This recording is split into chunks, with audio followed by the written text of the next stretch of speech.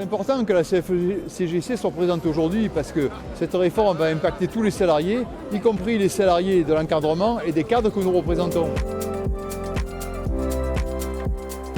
Nous considérons que le timing du gouvernement est très mauvais.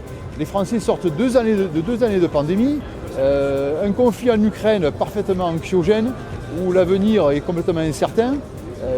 Ajouter à cela une inflation galopante depuis plus d'un an maintenant, donc le moment était vraiment très mal choisi.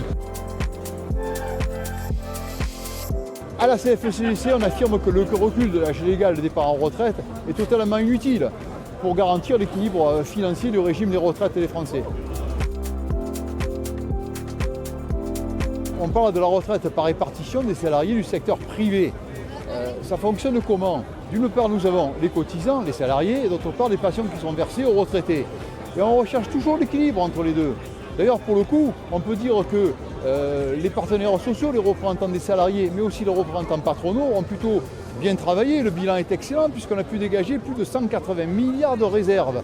C'est pour cette raison qu'on estime, nous, que le fonctionnement est très bon et que la gestion est excellente. Le gouvernement ne cesse de dire qu'il a besoin de dégager des marges de manœuvre budgétaires. Qu'est-ce que ça veut dire concrètement? Ça veut dire qu'il a besoin d'argent pour financer d'autres projets que la retraite.